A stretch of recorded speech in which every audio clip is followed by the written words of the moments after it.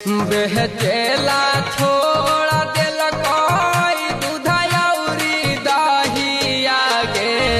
बेहचेला छोड़ दिल कोई दूधयौरी दहिया गे। करे लगल याद हो जियब दारू सफलैया गे। करे लगल याद हो जियब दारू सफलैया गे। बनल ही रंगदार करी दुना बार कमैया गे।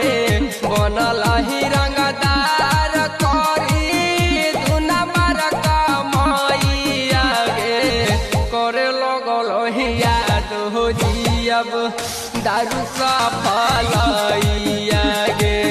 करे लगल याद हो जियब दारू सफलैया गे। माँ प्रतिमा रिकॉर्डिंग स्टूडियो शेखपुरा।